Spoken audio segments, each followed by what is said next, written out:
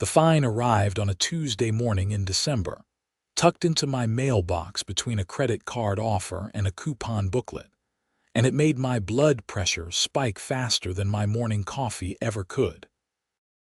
I stood there in the freezing cold of my driveway in Boulder, Colorado, staring at the official letterhead from the Pinewood Heights Homeowners Association, my breath making angry little clouds in the winter air. The fine was for $300. The reason: improper snow disposal resulting in aesthetic violations and potential drainage issues. I had shoveled snow into my own yard, my own property. The snow that had fallen on my driveway during last week's blizzard had to go somewhere, and I had piled it neatly on the side of my lawn, away from the sidewalk, away from my neighbor's property line, away from literally everything that should have mattered to anyone but me. But apparently, Patricia Hendricks, the HOA president and resident nightmare in human form, had driven by, seen my snow pile, and decided it was her mission to make my life difficult. My name is Connor Fischer, and I had been living in this supposedly upscale neighborhood for 2 years. I had bought the house after my divorce, thinking a fresh start in a well-maintained community would be exactly what I needed. The house was perfect. The neighbors were generally fine. But the HOA was a different story entirely, and Patricia Hendricks was the villain in that story. I walked back inside, my fingers numb from clutching the paper, and immediately called the HOA office number. It rang 4 times before Patricia herself answered, her voice dripping with fake sweetness. Pinewood Heights HOA, Patricia speaking. How may I help you? Patricia, it's Connor Fischer from 247 Aspen Drive. I just got a fine in the mail, $300 for shoveling snow into my yard. Oh yes, Mr. Fischer. I personally conducted the inspection last Thursday. Your snow pile was in clear violation of Section 12, Paragraph 4 of our community guidelines, which states that snow removal must not create unsightly accumulations visible from the street. I took a deep breath, trying to keep my voice level. Patricia, it's snow. It melts. And it's on my property, not blocking anything, not hurting anyone. The guidelines are quite clear, Mr. Fischer. The snow pile was approximately 4 feet high and visible from the main road. It creates an eyesore and sets a poor precedent for the neighborhood. If we allow one homeowner to pile snow wherever they please, soon everyone will be doing it and our property values will plummet. 4 feet. It was barely 3 feet and it's winter in Colorado. Everyone has snow piles. This is ridiculous. The fine stands, Mr. Fischer. You have 30 days to pay, or we'll add a late fee of $50 and potentially place a lien on your property. Have a wonderful day. She hung up before I could respond. I stood there in my kitchen, staring at my phone, feeling that familiar mixture of rage and helplessness that came with dealing with petty bureaucrats on power trips. Patricia had been on my case since I moved in. My grass was too long by half an inch. My mailbox had a tiny spot of rust. My garage door was the wrong shade of white. Nothing I did was ever good enough for her exacting standards. I looked out my window at the offending snow pile.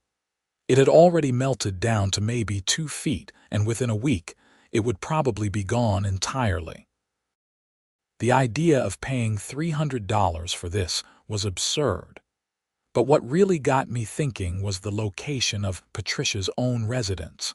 Patricia lived in the luxury condos on the north end of our development, the ones with the underground parking garage. I had been there once for a mandatory HOA meeting, and I remembered the layout clearly. The garage entrance had a gentle slope leading down, with drainage grates on either side. It was designed to handle water runoff, sure, but I doubted it was designed to handle a sustained flow of snowmelt redirected with purpose. The idea started forming in my mind, growing from a tiny seed of petty revenge into a full-blown plan. If Patricia wanted to fine me for putting snow on my own property, maybe she needed a lesson in what real snow problems looked like. I was not typically a vindictive person, but 2 years of constant harassment and nitpicking had worn down my patience to nothing. I spent the rest of that Tuesday researching. I looked up property boundaries, drainage regulations, and the specific layout of the condo complex. Technically, there was a small strip of common area between my property line and the street, maintained by the HOA. If I could create a drainage path from my yard through that common area toward the natural slope of the land, and if that slope just happened to lead directly toward the underground garage entrance, well, that would simply be following the natural topography, would it not? The next storm was forecasted for Friday night into Saturday morning. The Weather Service was predicting 8 to 12 inches, a proper Colorado dumping. I had 3 days to prepare. Wednesday morning, I called in sick to my job at the tech startup downtown. I worked as a software developer and I had plenty of vacation days saved up. My boss, a laid-back guy named Mike, did not ask questions.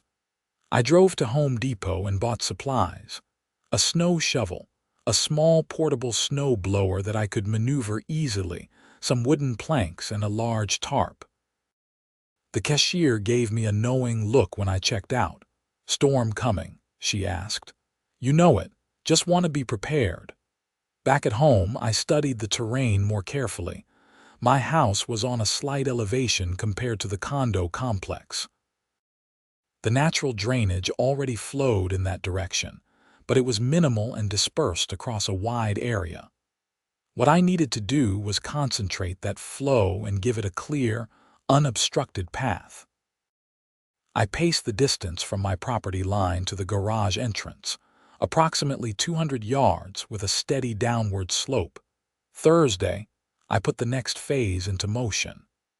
I visited my neighbor 2 doors down, an older gentleman named Harold who had lived in the neighborhood for 15 years.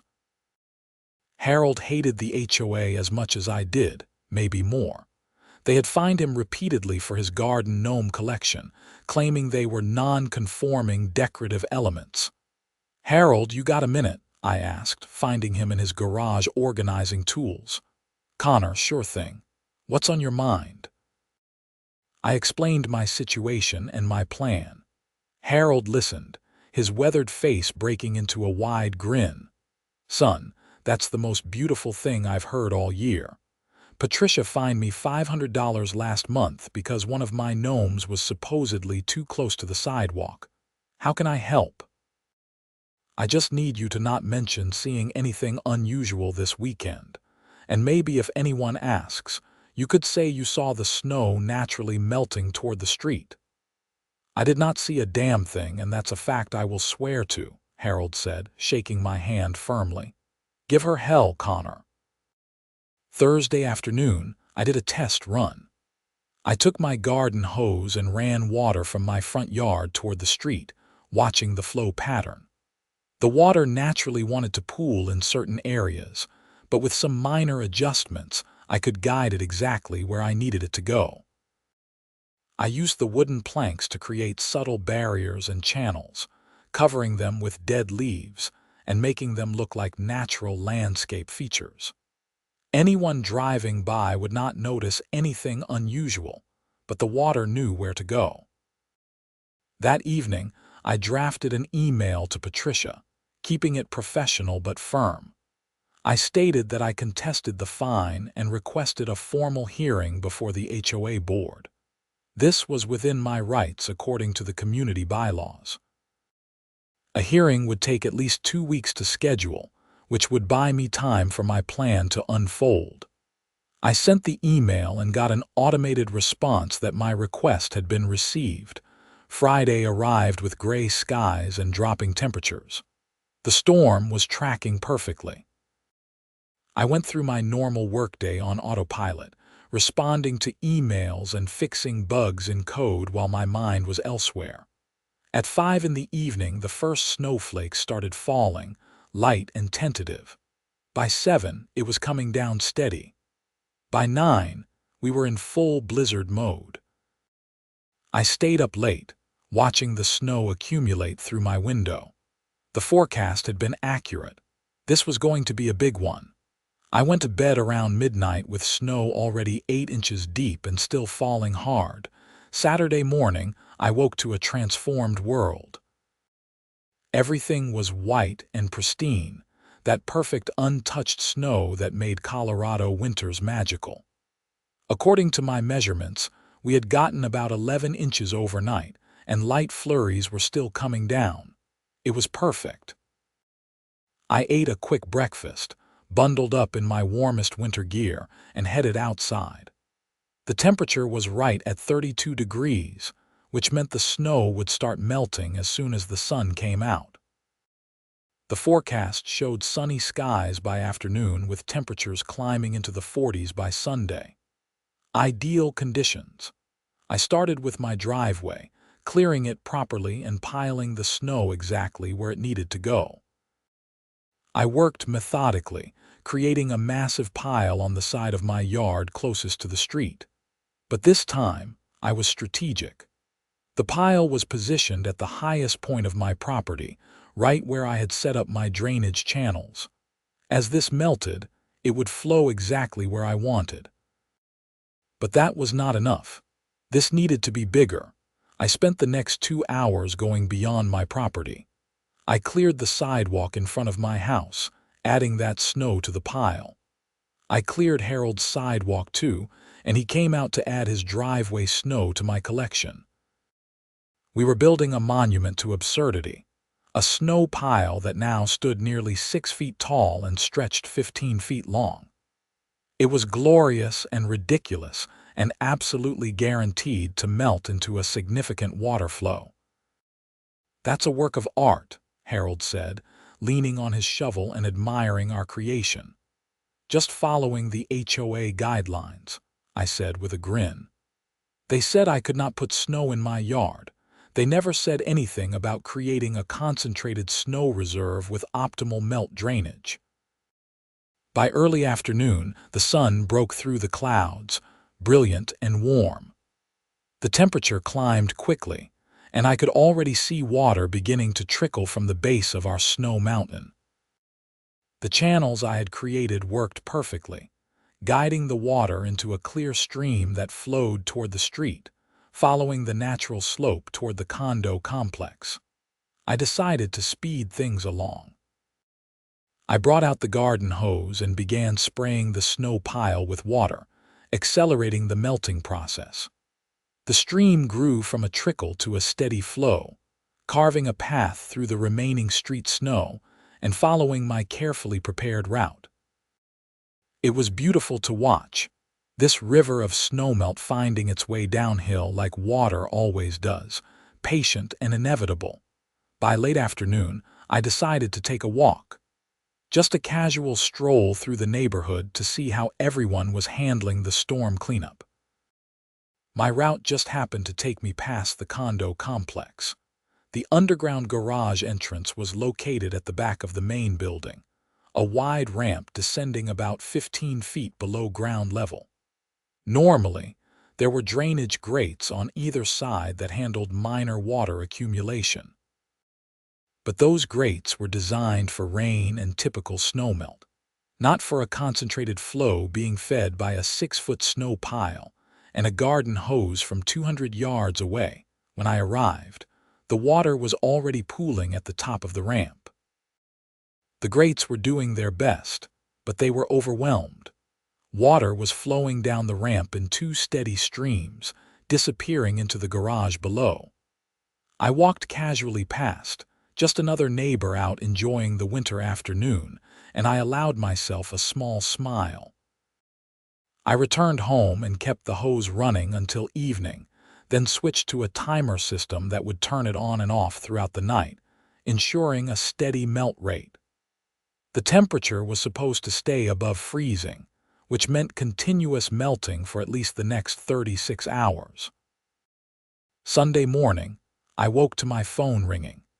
It was 7:47 a.m., which was early for a weekend. I answered to find Patricia Hendricks on the line, and she was not using her fake sweet voice anymore. "Mr. Fischer, are you aware that the underground parking garage at Pinewood Condos has flooded?" I sat up in bed, making my voice sound concerned and confused. Flooded? No, I had not heard. That sounds terrible. Is everyone okay? The water started coming in yesterday afternoon and continued through the night. There's at least 6 inches of standing water throughout the entire garage. Multiple vehicles have been damaged. We're trying to determine the source. That's awful, Patricia. Must be from all the snowmelt. It was a big storm. The city engineers are saying the drainage system should have handled normal snowmelt. This appears to be an unusual concentration of water flow from somewhere in the neighborhood. Well, I hope you figure it out. Let me know if there's anything I can do to help. There was a long pause. Mr. Fischer, when did you shovel your driveway? Yesterday morning, like most people. And where did you put the snow? Patricia, are you seriously calling me about my snow disposal while people have flooded garages? That seems a bit petty, do you not think? Where did you put the snow? Her voice was ice. In my yard, Patricia, on my own property. Which is apparently against your rules, as you so clearly indicated with that $300 fine. So I am confused about what you want from me. I want you to stop whatever it is you are doing. I do not know how, but I know this is your fault. That's quite an accusation. Do you have any proof? Because if you are going to blame me for natural snowmelt and drainage, I think I might need to talk to a lawyer about harassment. She hung up. I smiled and went to make coffee. Sunday afternoon, I took another walk. The scene at the condo complex was chaotic. A large pump truck was parked at the garage entrance, with thick hoses running down into the depths. Several residents stood around looking miserable, and I spotted Patricia in the middle of it all, gesturing frantically while talking on her phone. The water was still flowing down the ramp, though the pumps were working hard to keep up. Harold joined me on my walk, and we stood at a respectful distance, watching the show. Heard there's some flooding problems, Harold said innocently. Terrible shame. All that snowmelt has to go somewhere. Nature's a powerful force. Can't really fight gravity and water flow. No, you certainly cannot. Patricia spotted us and started marching over, but one of the condo residents grabbed her arm and pulled her back into a heated discussion. We continued our walk. The pumping continued through Sunday night and into Monday morning. I returned to work, feeling more relaxed than I had in months. Sure, my plan had worked a bit better than I had anticipated, but that was hardly my fault. I had just piled snow on my property and let nature take its course. If the HOA's drainage systems were not adequate, that seemed like a planning failure on their part. Monday evening, I received a certified letter requiring signature. It was from Patricia, on official HOA letterhead, but the tone was different now. The fine had been administratively reviewed and withdrawn due to extenuating circumstances regarding the recent winter storm. There was no apology, no acknowledgement of wrongdoing, just a cold statement that the matter was closed. I should have known it would not end there. Tuesday morning, there was a knock on my door at 8:15 a.m. I opened it to find 2 people, Patricia Hendricks and a man in a suit I did not recognize. "Mr. Fischer, this is Douglas Reardon from the law firm of Reardon and Associates. He's the HOA's legal counsel. May we come in?" I considered refusing but decided I wanted to hear this. "Sure. Living room's this way." We sat down, Patricia perched on the edge of my couch like she was afraid to touch anything, Douglas in my armchair with a leather briefcase on his lap. I sat across from them, waiting. Douglas pulled out a folder and opened it carefully. Mr. Fischer, my client has concerns about potential property damage originating from your residence. Specifically, water damage to the underground parking facility at Pinewood Condos. The estimated damages are currently assessed at approximately $80,000, including vehicle repairs, structural remediation, and emergency pumping services. That's terrible, I said evenly, but I do not see what that has to do with me. We have reason to believe that you deliberately created a water flow situation that resulted in this flooding. That's quite a claim. Do you have evidence? Patricia jumped in, her voice sharp. You were angry about the fine. You admitted to shoveling snow. Multiple neighbors reported seeing you using a garden hose near a large snow pile on Saturday. So I watered my snow pile. Is that illegal? You created a deliberate drainage hazard, Douglas said. That constitutes property damage and possible vandalism. I leaned back in my chair. Let me make sure I understand this. Your client fined me for putting snow on my own property, claiming it was improper disposal. So I melted the snow, which is the natural way snow is disposed of. The water flowed downhill, following natural topography and existing drainage patterns.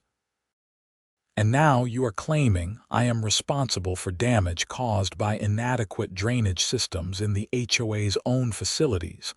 Douglas's expression tightened slightly. If you deliberately concentrated water flow beyond natural levels, I melted snow on my property. Show me the ordinance that says I cannot do that. Show me the rule that says I am responsible for where water naturally flows after it leaves my property line. We will be conducting a full investigation, Patricia said. If we find evidence of deliberate sabotage, we will pursue full legal action. You do that, and while you are at it, I will be filing a complaint about HOA harassment and investigating whether your fine was legal in the first place.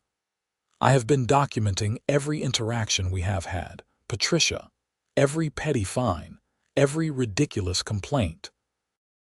I think a judge might be interested to see the pattern. They left shortly after that, Patricia's face red with barely controlled anger, Douglas looking like he was already regretting taking this case. I closed the door and felt my hands shaking slightly. The confrontation had been more intense than I expected, and the mention of $80,000 in damages made this more serious than a simple petty revenge scheme. I needed legal advice of my own. I called my friend Marcus from college, who had gone to law school and now practiced property law in Denver. We had stayed in touch over the years, getting together for occasional beers and catching up. I explained the situation, and Marcus listened without interrupting. So let me get this straight, he said when I finished. They fined you for putting snow in your yard, which is probably not even a legally enforceable fine to begin with. Then you melted that snow, and it flowed downhill into their parking garage. And now they are threatening to sue you for $80,000. That's the situation. Connor, this is beautiful. I mean, from a legal standpoint, this is fascinating. First, HOA fines are only enforceable to the extent that they are reasonable and properly authorized by recorded covenants. I would need to see your HOA documents, but I am betting this snow disposal rule is either overly broad or not properly enacted. Second, property owners are generally not liable for natural water drainage unless they have altered the drainage in a malicious or illegal manner. Melting snow is not alteration. Third, the HOA has a duty to maintain adequate drainage for common areas, including parking facilities. So you are saying I am in the clear. I am saying you have a strong defense, but this could still get messy. If they can prove you acted with malicious intent specifically to cause damage, they might have a case. Did you tell anyone about your plan? I thought about Harold.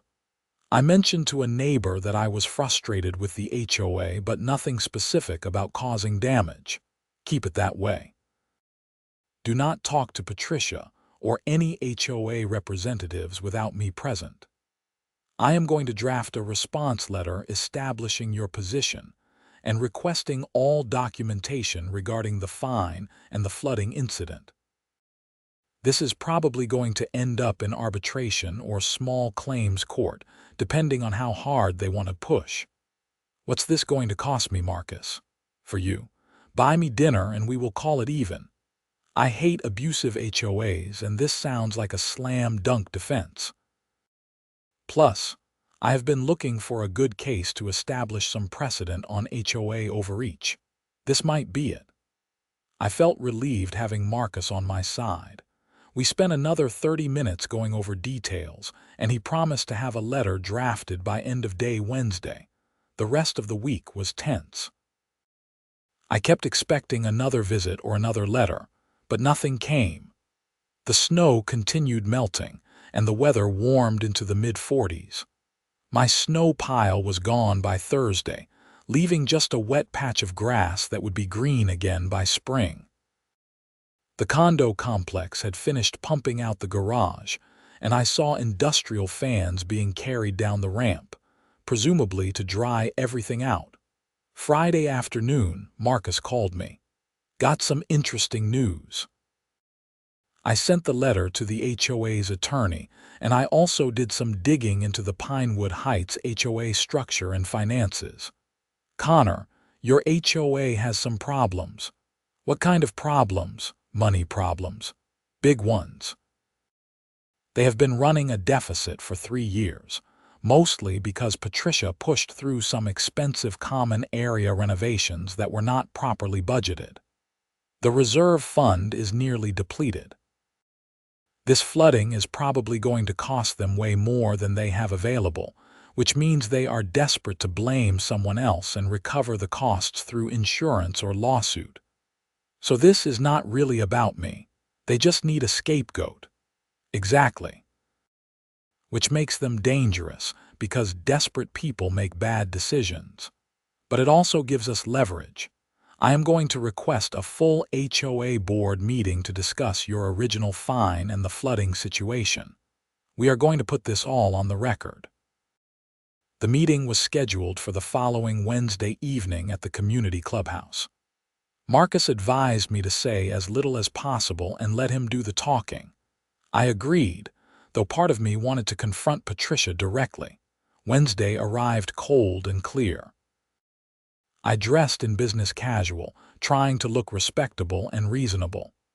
Marcus met me at the clubhouse at 6:45 p.m., 15 minutes before the scheduled start. He was wearing a full suit and carrying a briefcase that looked like it meant business.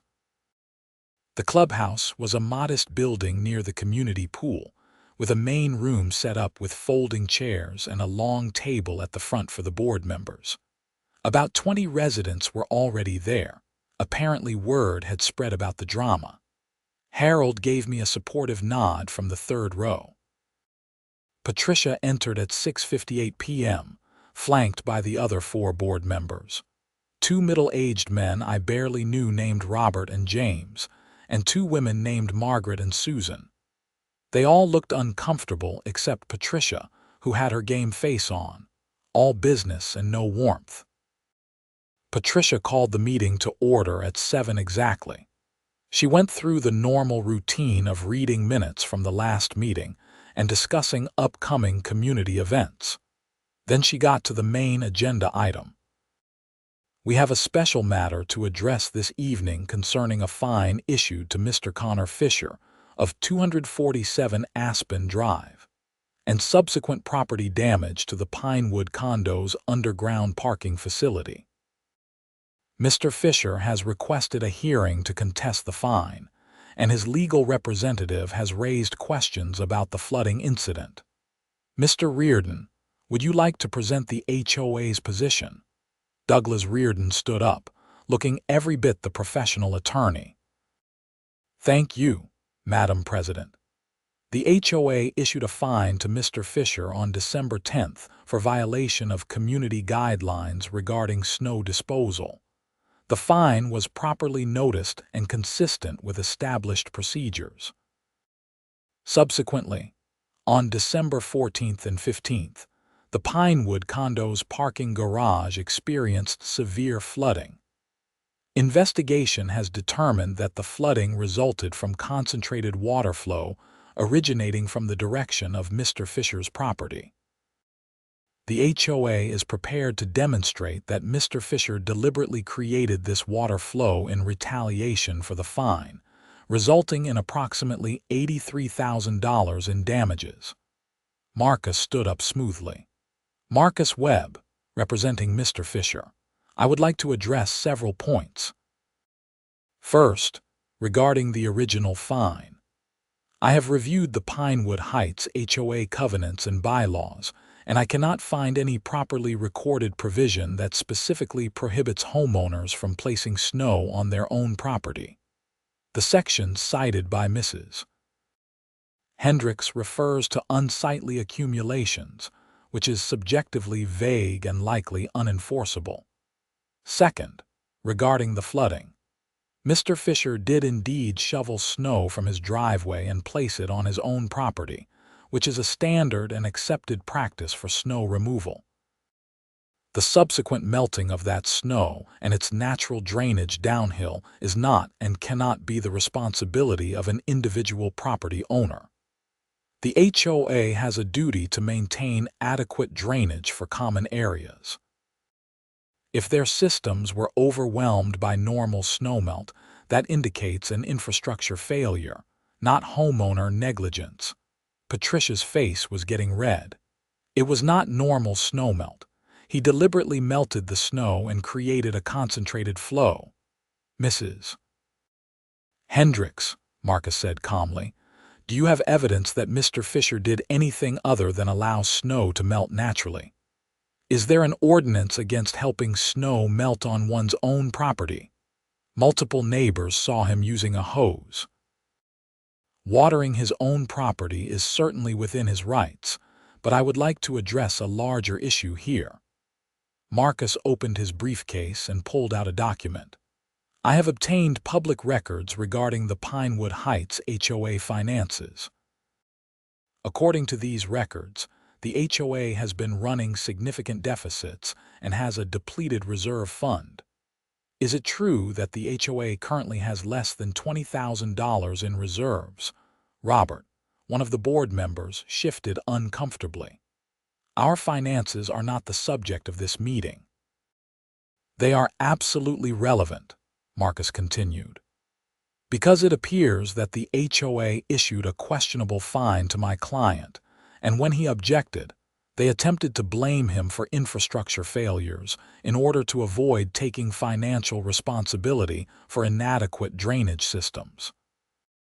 This looks very much like harassment and abuse of HOA authority. Patricia stood up, her voice rising. How dare you come in here and accuse this board of harassment? We have served this community faithfully for years. Mr. Fischer deliberately destroyed property, and we will hold him accountable.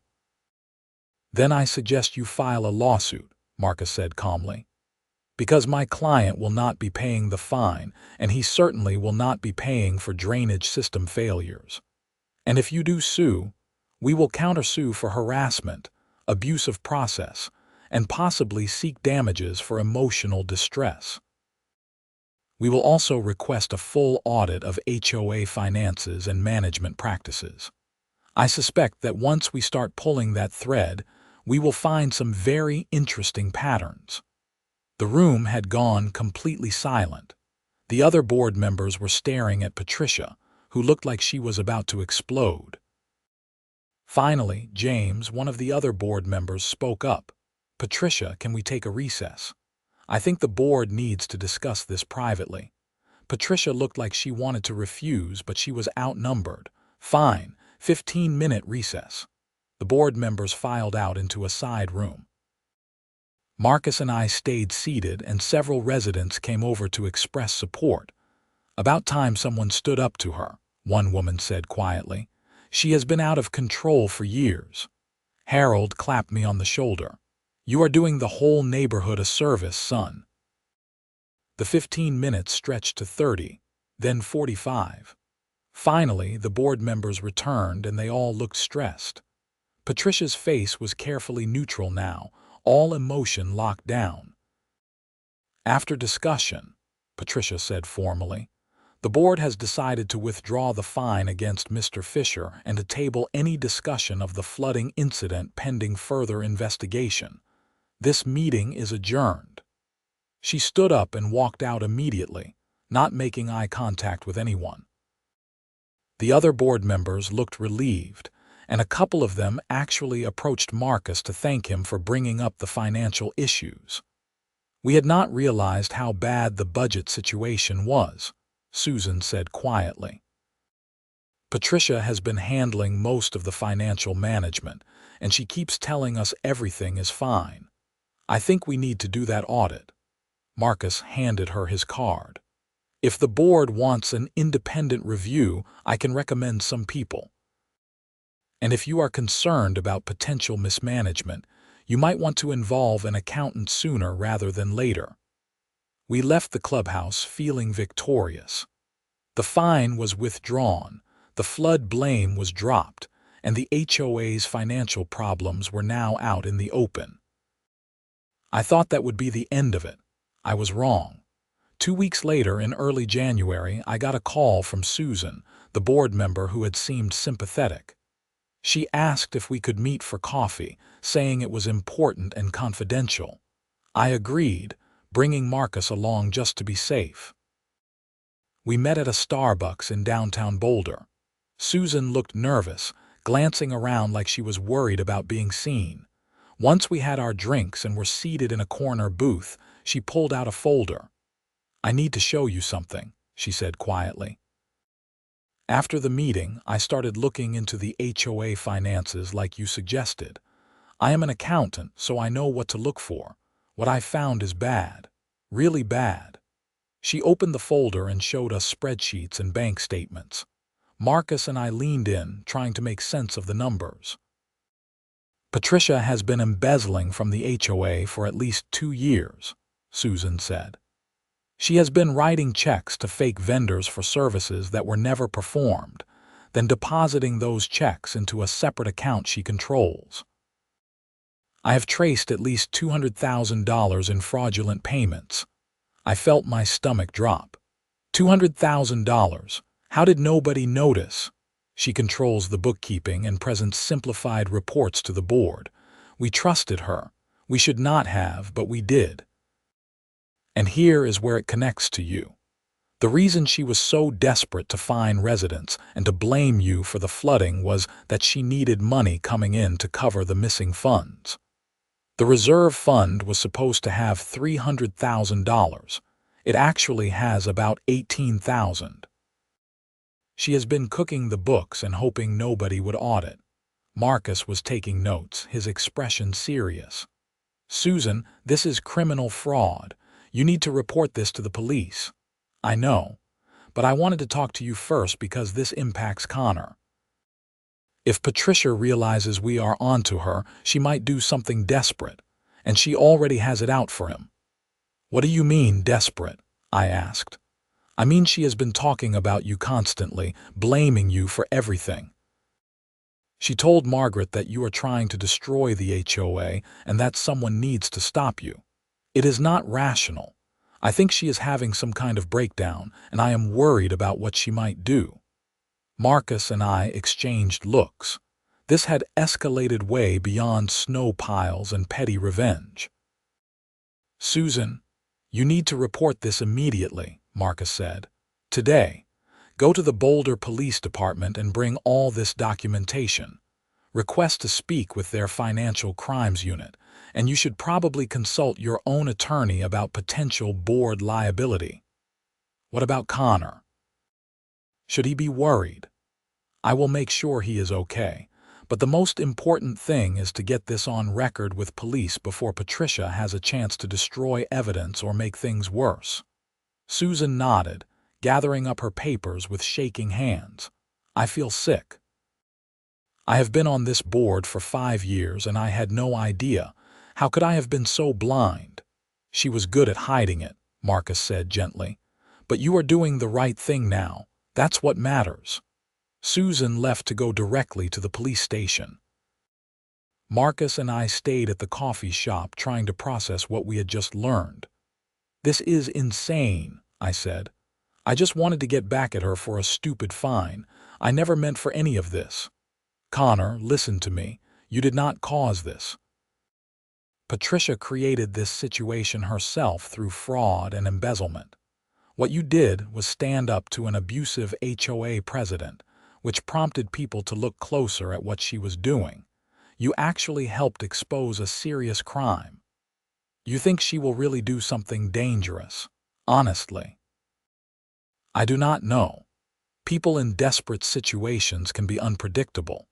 For the next few days, be aware of your surroundings. Keep your doors locked.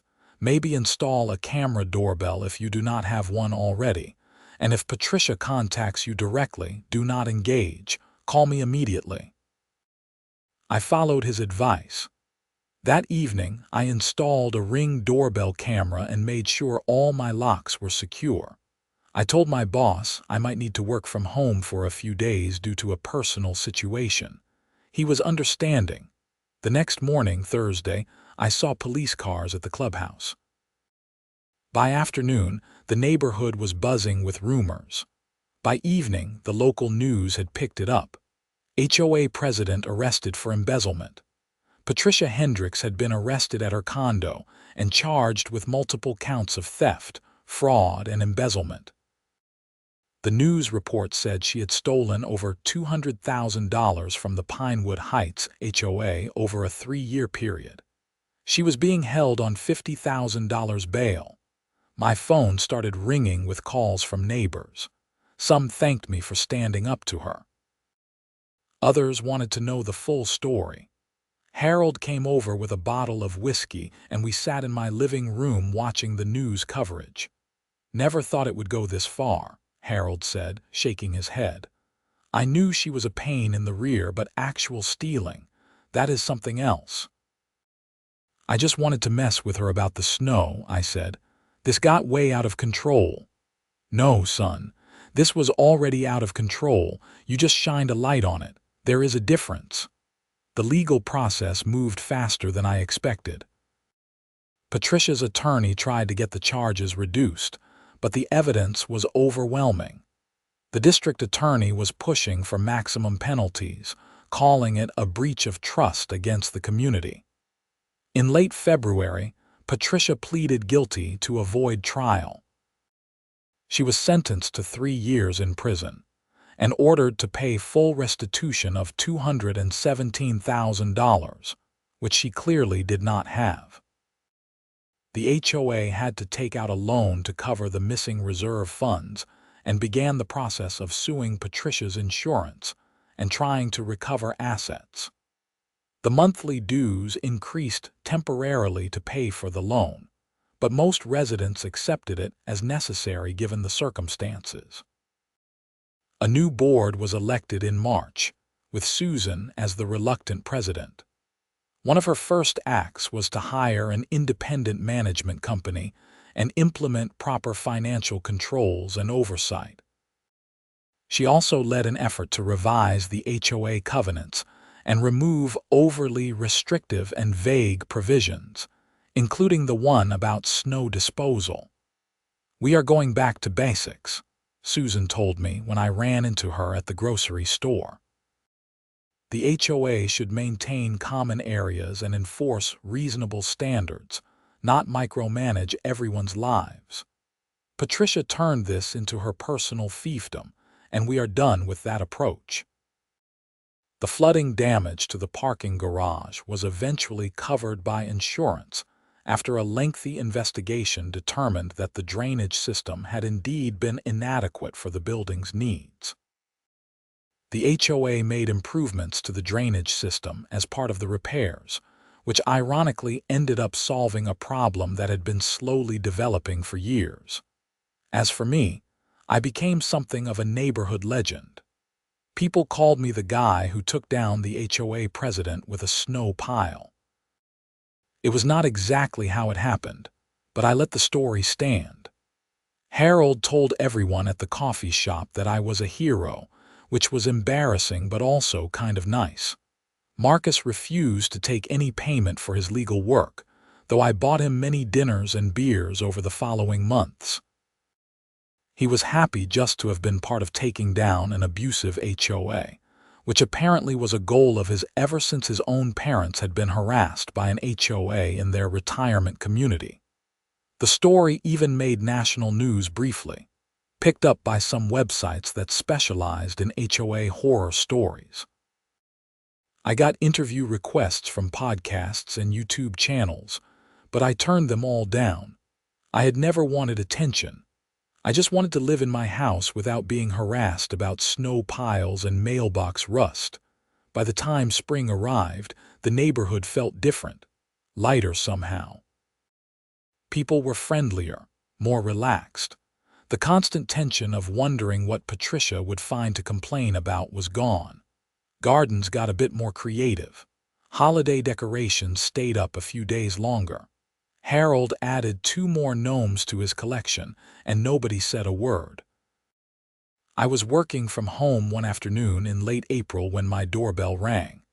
I checked the camera and saw a woman I did not recognize, middle-aged and professional-looking. I opened the door cautiously. "Mr. Fischer." "My name is Jennifer Martinez.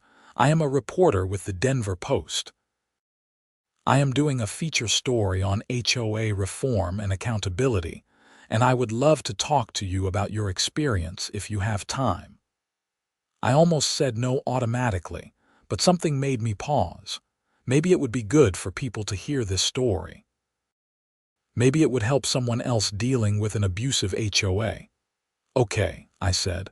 "Come on in. Can I get you some coffee?" We talked for over an hour. Jennifer was thorough and professional, asking about everything from the original fine to the confrontation at the board meeting to how I felt about Patricia's arrest. I was honest with her. I told her about the snow pile plan, about redirecting the water, about my initial motives being petty revenge rather than noble whistleblowing. "I think that is what makes this story compelling," Jennifer said. "You are not a perfect hero.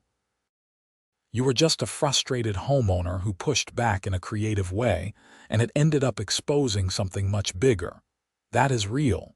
That is human." The article came out 2 weeks later, front page of the Sunday edition. How one man's snow pile exposed HOA corruption. It was fair and well written, presenting the full story including my somewhat questionable tactics, but also the larger context of Patricia's fraud and the HOA reform that followed. The article quoted Susan extensively about the changes being implemented and included comments from legal experts about the need for better HOA oversight and accountability. The response was overwhelming. I got emails and messages from people all over the country dealing with similar HOA situations. Some wanted advice. Some just wanted to share their own horror stories. A few state legislators even reached out, saying they were considering bills to increase HOA transparency and limit HOA powers. I tried to respond to as many as I could, though it became clear I had accidentally become a spokesman for something much bigger than my original petty revenge scheme. Marcus thought it was hilarious and suggested I start a consulting business helping people fight abusive HOAs. I declined, preferring to keep my day job writing code. Summer came, and with it the kind of beautiful Colorado weather that made you forget about winter entirely.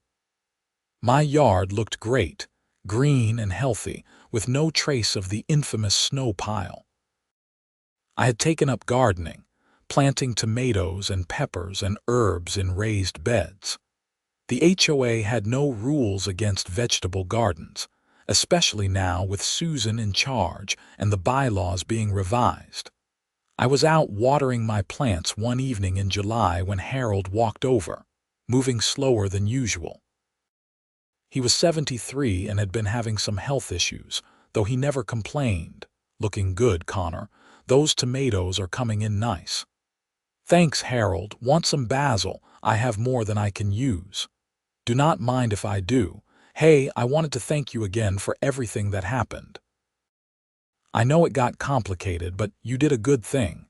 This neighborhood needed someone to stand up to Patricia, and you did it. Gave the rest of us courage to speak up too. I mostly just wanted her to leave me alone about the snow." "Yeah, but that is how it starts. One person says enough is enough. Then others join in. That is how things change. You remember that." We stood there in the evening sun, two neighbors enjoying the peace of a community that had finally learned to just let people live their lives. It was a simple moment, but it felt significant somehow. This was what I had wanted when I moved here, a place to call home without constant conflict and petty tyranny. A few weeks later, I got a letter from Patricia. It had been forwarded from the prison, and I almost did not open it. But curiosity got the better of me. The letter was handwritten, shaky and difficult to read. It was not an apology exactly, but more of an explanation. She wrote about how she had started skimming money because she was in debt from a bad divorce and medical bills. How it started small but grew over time until she was trapped and desperate. How the stress made her increasingly controlling and irrational, taking out her anxiety on residents like me. She ended by saying she did not expect forgiveness, but wanted me to know that she recognized what she had done wrong, both financially and in how she treated people. I read it twice, trying to figure out how I felt. I was not going to forgive her for years of harassment and attempting to blame me for her own failings. But I also recognized that she was a human being who had made terrible choices and was now paying for them. It was complicated, which I supposed was appropriate given how complicated the whole situation had been. I did not respond to the letter. I filed it away in a drawer and tried to move on. The fall brought the first snow again, just light flurries in October. I shoveled my driveway and placed the snow neatly on my lawn without a second thought. No fine appeared. No angry calls from the HOA. Just a neighbor walking past who said, "Got the snow handled, I see. Let me know if you need help with the big storms." That is how it should be. Neighbors helping neighbors. An HOA that maintains common areas without micromanaging. People living their lives without constant fear of fines and harassment. I still lived in that house 2 years later, content and settled. The HOA board had stabilized under Susan's leadership, and property values had actually increased once word spread that the neighborhood was well managed and reasonable. Harold was still my neighbor, still collecting gnomes, still sharing the occasional whiskey on quiet evenings. Marcus and I remained good friends, getting together regularly to watch football and argue about nothing important. The underground parking garage had been fully repaired and upgraded with a new drainage system that could handle even the heaviest snowmelt. It was one of those unintended positive outcomes. My act of petty revenge had ultimately resulted in necessary infrastructure improvements, financial accountability, and HOA reform. I never did anything like that again. I did not need to. The neighborhood was different now, better in ways both obvious and subtle. People felt free to be themselves without fear of arbitrary enforcement of vague rules. The HOA served its proper function without overreach. And if you ask me whether I regret what I did, redirecting that snowmelt into the underground garage, I will tell you honestly, I regret that it was necessary. I regret that it took such a dramatic action to expose the problems. But I do not regret standing up for myself and inadvertently helping others in the process. Sometimes the right thing happens for complicated reasons. Sometimes petty revenge leads to justice, even if that was never the original intention. Sometimes a snow pile is just a snow pile, but sometimes it is the crack that brings down a corrupt system. I learned that winter is temporary, snow melts, water flows downhill, and people will only tolerate abuse for so long before they push back. I learned that HOAs need oversight and accountability, just like any other organization with power over people's lives. And I learned that sometimes the most effective rebellion is just refusing to accept unreasonable authority, even over something as simple as where you put the snow from your driveway. The story spread beyond Colorado. I heard about it being referenced in legislative hearings about HOA reform in 3 different states. A law professor in California used it as a case study in property law classes. It became one of those internet stories that gets retold and embellished, growing into legend. The truth was simpler and messier than the legend. I was just a guy who got tired of being pushed around and pushed back in a creative way. Everything that followed was consequence and domino effects, some intended but most not. Patricia's crimes would probably have been discovered eventually, but maybe not. Infrastructure problems would probably have been addressed eventually, but maybe not. The neighborhood would probably have gotten better leadership eventually, but maybe not. What I did was accelerate the inevitable and shine a light on problems that were already there. The snow pile was just the catalyst, the thing that set everything else in motion. On the 2-year anniversary of that first fine, I got a call from Susan. The HOA wanted to do something special to commemorate the reforms that had taken place. They were installing a new sign at the neighborhood entrance with revised community values. Pinewood Heights, a community of respect, accountability, and common sense. "We wanted to invite you to the unveiling," Susan said. "You started all this, Connor, whether you meant to or not." I went to the ceremony on a cold December afternoon, standing with a couple dozen neighbors as Susan gave a short speech about lessons learned and progress made. Harold was there, bundled up in his winter coat. Marcus came too, always happy to celebrate taking down abusive authority. When Susan pulled the cover off the new sign, everyone applauded. It was a small thing, just a sign, but it represented something bigger. A neighborhood that had learned from its mistakes. An HOA that had been reformed and rebuilt on better principles. A community that valued people over power. After the ceremony, we gathered at the clubhouse for hot chocolate and cookies. People told their own stories of dealing with Patricia, laughing now about things that had not been funny at the time. There was a sense of relief, of shared experience, of having survived something difficult together.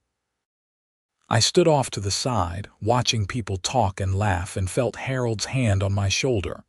"You did good, son, real good." "I just moved some snow around, Harold." "No, you stood up. That is what matters. You stood up when it was not easy or comfortable. You took a risk.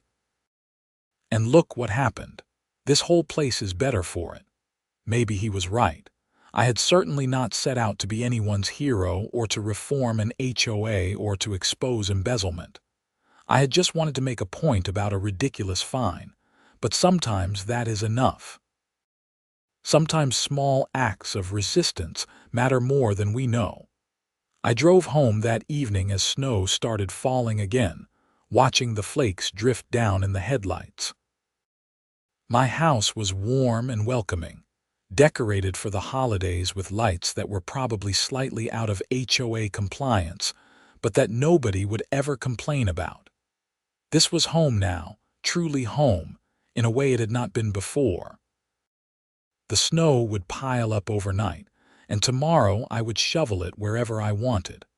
I would put it in my yard or the street, or stack it 6 feet high if that is what made sense. And nobody would fine me or harass me or make my life difficult over something so trivial. That was freedom, simple and profound. The freedom to live in your own home without petty tyranny. The freedom to push back against unreasonable authority. The freedom to make your own choices, even if they are slightly petty and motivated by revenge. I parked in my garage and walked inside, tracking snow on my boots and not worrying about it. The house was mine. The choices were mine. The consequences, good and bad, were mine to own. And if I happened to glance at the underground parking garage entrance as I drove past, noting the improved drainage and the complete absence of flooding despite the fresh snow, well, that was just the satisfaction of a job well done and unintended consequences working out for the best. The story ended there, really.